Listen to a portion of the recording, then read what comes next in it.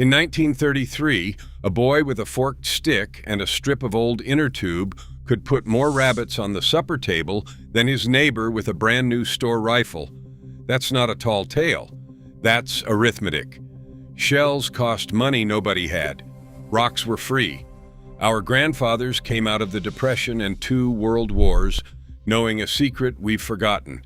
The deadliest tool in the county was often the one you built for nothing out of the junk pile behind the barn. Number 10 on this list was dropped from airplanes by the thousands. And number 2 fed whole families while everyone slept.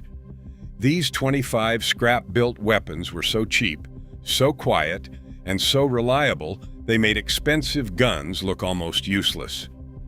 Before we start, tap that subscribe button. Let's count them down, starting with number 25. Number 25, the bololis.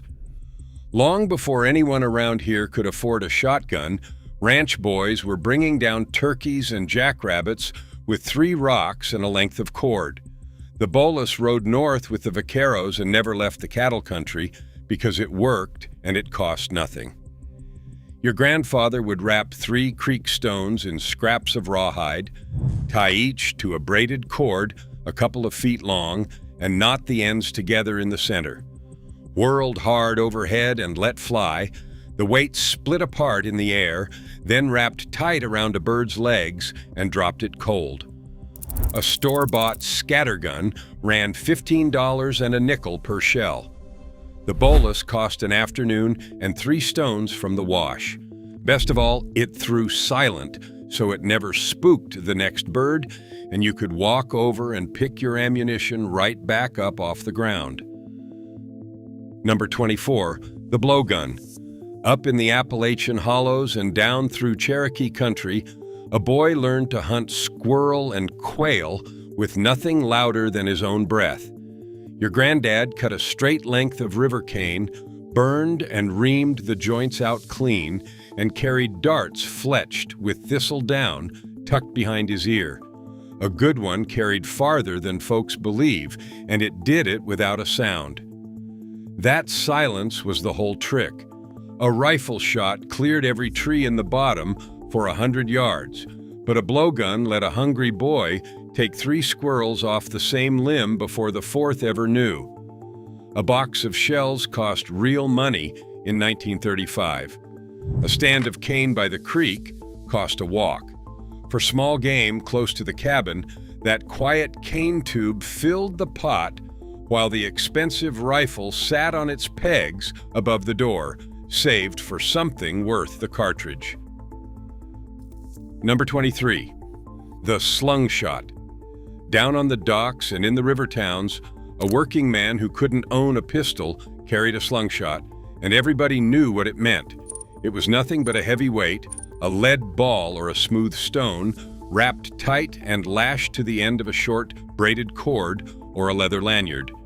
It rode coiled in a coat pocket, invisible until it wasn't. A sailor could plait one in an evening from spare line, and a hunk of scrap lead melted in a ladle. Swung from the wrist, that little weight hit far above its size, and it cost a man precisely nothing. In a rough river town where a revolver was a month's wages, the slungshot was law and order in your pocket. Police reports from the 1800s are thick with them, proof that the cheapest weapon on the waterfront was often the one people actually feared. Number 22, the bullwhip. On a hardscrabble farm, the whip hanging by the barn door wasn't just for moving stock.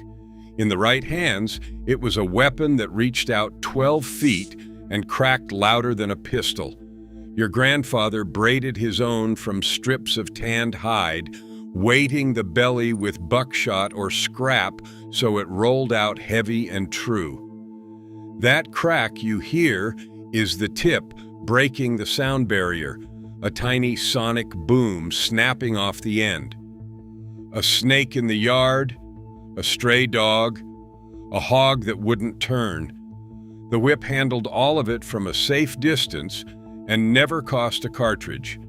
A store revolver was $10 a man didn't have. A whip was an evening of braiding and a hide he already owned. It hung there in plain sight, doing the daily work of the farm and doubling as the loudest, longest-reaching persuader on the place. Number 21, the SAP. When times turned hard and the roads filled with men looking for work and trouble, a fellow wanted something quiet in his coat. The sap, what old-timers called a blackjack, was the humblest answer there was. A sock, a leather pouch, a bit of scrap filled with sand or shot and stitched shut around a springy handle, and a man had a weapon that fit in a hip pocket and drew no attention at all.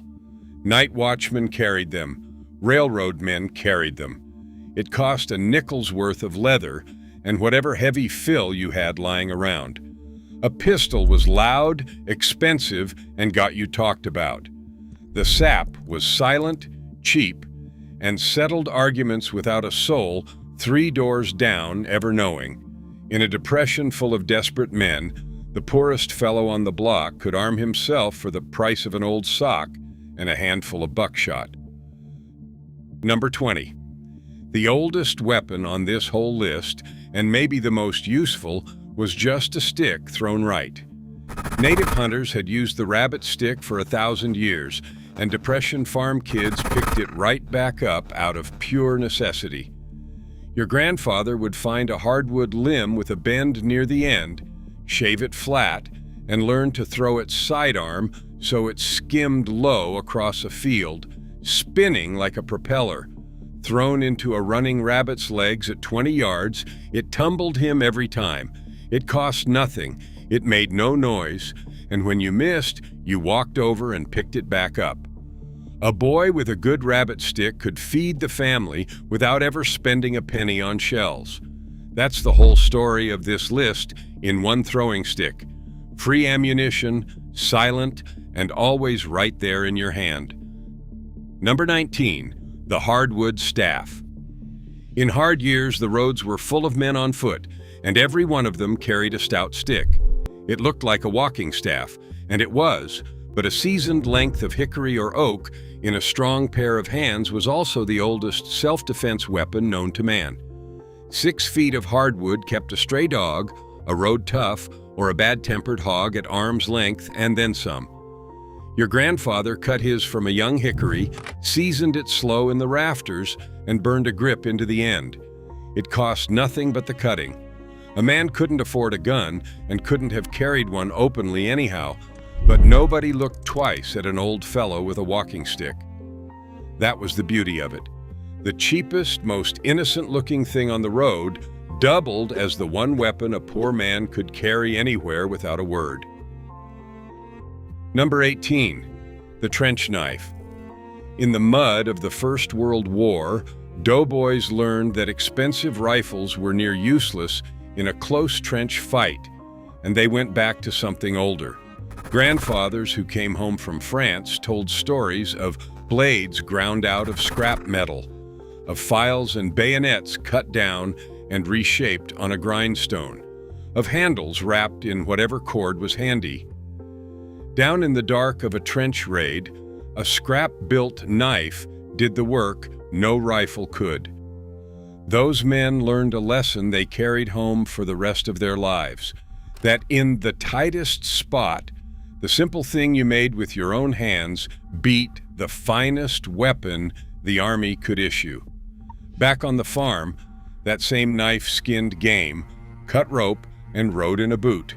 It cost the price of an old file and an evening at the wheel, and it never once jammed. Number 17, the corn knife. Every farm had one, and every farm boy knew it could do more than cut stalks. The corn knife, a long heavy blade on a wooden handle, was built to swing all day through a cornfield, which made it a formidable thing in a pinch. Your grandfather kept his edge honed sharp enough to shave with. It cleared brush, killed snakes, split kindling, and dressed hogs.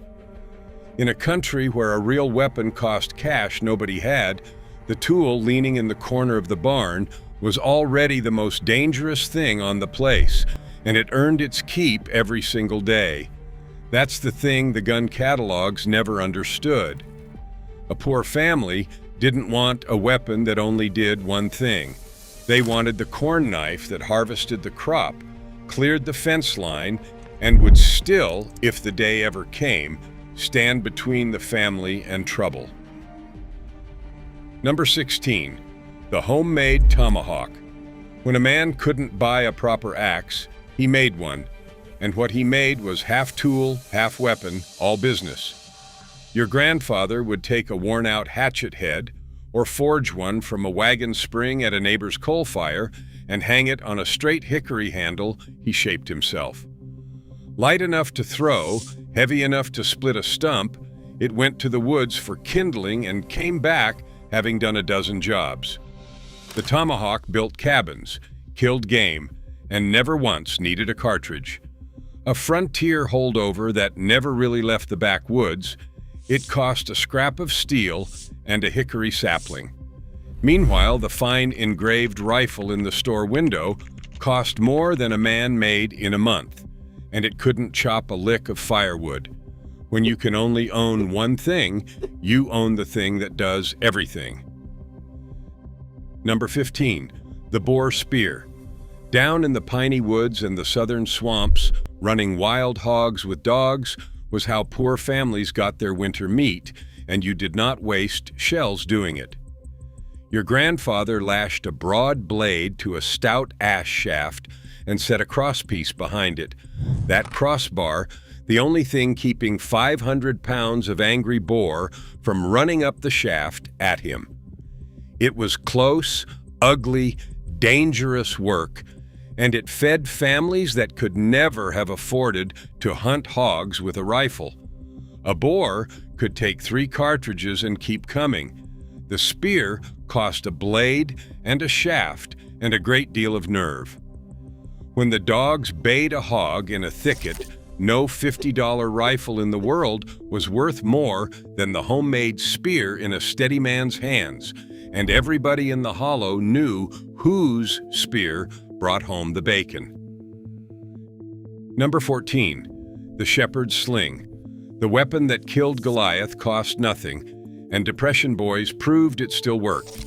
A sling was 2 cords and a leather pouch, and in a trained hand, it threw a stone harder than a man could believe. Your grandfather cut the pouch from an old boot tongue, braided the cords from twine, and practiced in the pasture until he could knock a can off a post at 30 paces. Then he took it after rabbits and crows and squirrels, and it fed him for free. Every stone in the field was ammunition. It made no sound, cost no money, and folded up into a pocket.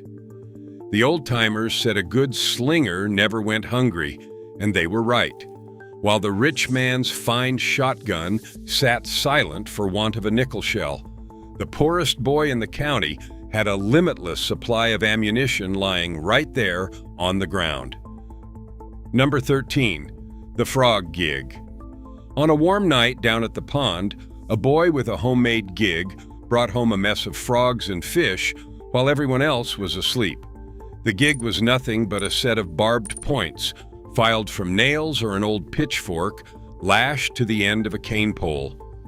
By the light of a pine knot torch or a carbide lamp, your grandfather waded the shallows and speared frogs and suckers one after another, silent as could be. It cost a handful of nails and a cane pole from the creek bank. A rifle was worthless for this work, too loud, too wasteful, and no good at all in the black water.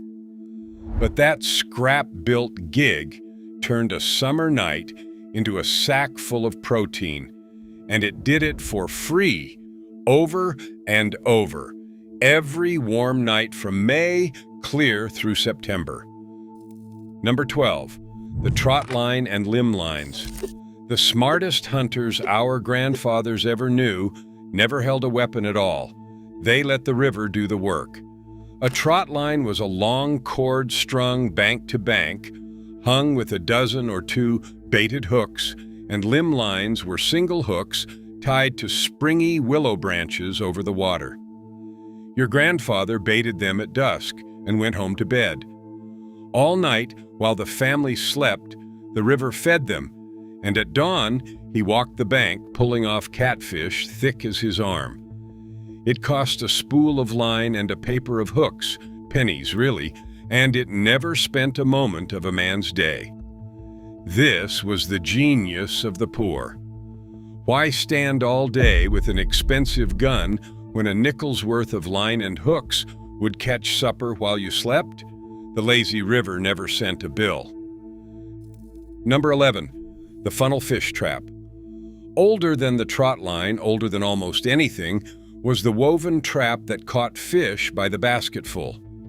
Your grandfather wove a long basket of split cane or willow with a funnel mouth built to let fish swim in and never find the way back out. He wedged it in a riffle, weighted it with stones, and let the current do the rest. Come morning, it might hold a dozen fish, or catfish, or a mess of crawdads, all caught without hook, line, or shell. It cost him nothing but the weaving. Native peoples had used the same trap for centuries, and a hungry depression family used it because it worked, and it was free. The store gun caught nothing and cost everything. The woven trap sat quietly in the creek, asking for nothing, and fed the family day after day after day. Number 10, the Liberator. Here's the one that shocks people. In 1942, our government mass-produced the crudest gun imaginable, a stamped metal single-shot pistol so cheap and simple it cost about the price of a sandwich to build. It was called the FP-45 Liberator, and the plan was to drop them by the thousands into occupied Europe for resistance fighters to use. The whole idea was that a weapon didn't have to be fine or expensive to matter. It had to be cheap enough to make a million of, and simple enough for anyone to use once. It looked like a toy, and it practically was one, and that was the point. The finest arms factories in the world spent fortunes on precision, and here was Uncle Sam proving that a stamped hunk of scrap metal, made by the bushel, could arm an entire underground. Cheap and everywhere beat fine and rare, and the generals knew it. Number 9, the figure 4 deadfall. Grandpa's most patient weapon was a trap that killed with a falling rock and 3 little sticks. The figure 4 deadfall was just that, 3 notched sticks propping up a heavy stone or a split log, balanced so the lightest tug on the bait sprung the whole thing down. Your grandfather could carve a set in 5 minutes with his pocket knife and bait it with a nubbin of corn. Then he walked away. The trap hunted for him, day and night, rain or shine, never tiring, never missing a chance.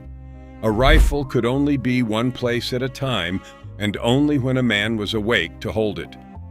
A boy could set a dozen deadfalls along a ridge and check them at his leisure. 3 sticks and a rock, costing absolutely nothing, out-hunted the finest gun in the county simply by never, ever taking a day off. Number 8, the self-bow. Bow. When a box of shells cost more than a family could spare, the older men went back to the bow and they made them from scratch.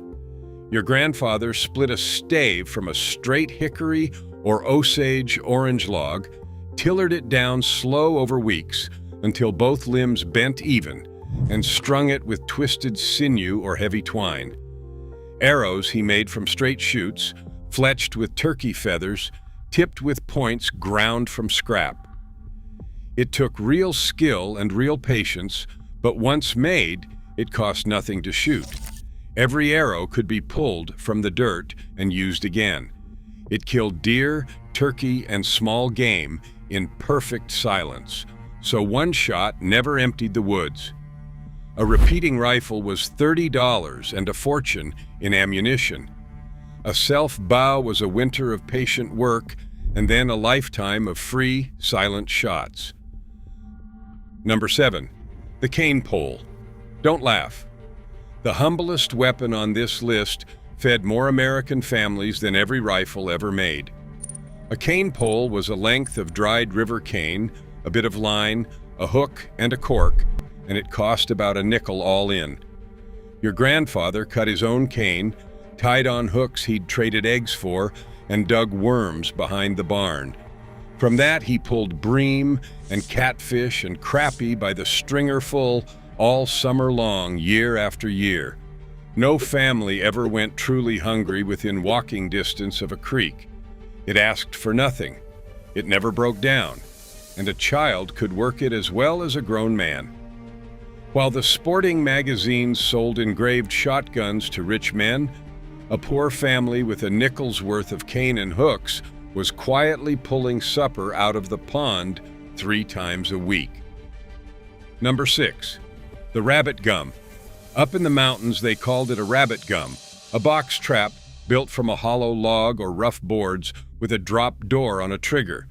Your grandfather set it along a rabbit run at the edge of the field, baited it with an apple core or a bit of corn, and forgot about it until morning. When a rabbit went in after the bait, the door dropped, and there was breakfast waiting, alive and unharmed until you needed it. It cost him some scrap lumber and an hour with a saw. Like the deadfall, its magic was that it worked around the clock, silent, patient, and free. A boy running a line of 6 rabbit gums could keep meat on the table all winter without ever firing a shot or spending a cent. The expensive rifle stayed home. The scrapwood box did the hunting. Number 5. The quail net. Before game laws tightened up, our grandfathers took birds by the covey with nothing but netting and knowledge. A drop net or a drag net, homemade from twine knotted over long winter evenings, could take a whole covey of quail at once, where a shotgun might drop 2. Your grandfather knew where the birds roosted and fed, and he'd set the net at dusk or drag it slow over the covey at first light. One good pull fed the family for days. The net cost a ball of string and the patience to tie it. A shell cost a nickel and got you a single bird. The math was never close. This was the poor man's way, quiet and efficient, taking a great deal with a very little, while the fine sporting gun in the catalog took a very little at very great expense. Number 4. The billhook. Every homestead had a brush blade of some kind, and the billhook was king of them all. A wicked hooked blade on a stout handle, built to clear brush and lay hedges, it was also, in a hard moment, as serious a weapon as a man could hold. Your grandfather kept his ground sharp and hanging in the shed, where it earned its keep every day clearing fence lines, cutting saplings, and splitting stovewood. It cost a piece of good steel and a hickory handle, and it never wore out. That was always the poor man's genius, choosing the tool that did the daily work of the farm and would still, God forbid, defend the doorstep if trouble ever came up the lane. A gun did one thing and cost a fortune. The billhook did 100 things and paid for itself the first afternoon. Number 3. The homemade knife. Ask any old-timer what one thing he'd keep, and he'd hold up the knife he made himself. A worn-out file, its teeth long gone, ground down slow on a wheel and fitted with a handle of deer antler or scrap oak, became a blade that would outlast the man who made it. Your grandfather carried his every day of his life. It skinned game, whittled tool handles, cut his food, and rode in his pocket to church on Sunday. It cost him an old file nobody wanted and a few evenings of patient grinding. A fine store knife cost a day's wages, and it was no better. This was the truest poor man's weapon of all, the one thing so useful that a man felt naked without it, made from junk, sharpened to a razor, and trusted with everything from supper to survival for 50 years running. Number 2, the wire snare. Here's the weapon that fed America through its hungriest years, and it was nothing but a loop of wire. Your grandfather bent a noose in a length of picture wire or fence wire, anchored it to a stake or a bent-over sapling, and set it right in a rabbit run where the grass was beaten down. Then he went home and slept. The snare never tired, never blinked, never needed a shell, and never cost more than a few inches of wire salvaged off a fence. A boy could set 24 along the hedgerows in an evening and walk the line at dawn with a sack, and there'd be meat in half of them. No rifle on earth could match that. A gun, hunted only when a man held it and only when he could afford to shoot it. The snare hunted every hour of every day, in the dark, in the rain, for free. Number 1, the slingshot. And in first place, the weapon almost every American boy of that generation held in his hand, the humble slingshot. Your grandfather cut a Y from a dogwood or oak fork, bound strips of a worn-out inner tube to the arms, and stitched a pouch from the tongue of an old boot. That was the whole thing, built in an afternoon from what the junk pile threw away. And with it, a boy of 10 fed the family. Birds, squirrels, rabbits, all of it fell to a smooth stone thrown hard and true, and every stone in the road was another free shot. It made no sound to spook the next target. It never jammed, never ran dry, never cost a penny to fire. The rich man's shotgun hung useless for want of a nickel shell, while the poorest boy in the county carried a limitless weapon in his back pocket and never went to bed hungry. That is why it tops the list. Nothing ever made an expensive gun look more useless than a barefoot kid with a forked stick and a pocket full of rocks, quietly bringing home supper for free. There it is, 25 weapons our grandfathers built from pure scrap. Every one of them shared the same 3 secrets. They were free, they were quiet, and they never ran out of ammunition. Which one did your family use? Drop it in the comments and tell me if your grandfather had a trick I missed. They knew how to make something out of nothing. Now you do too.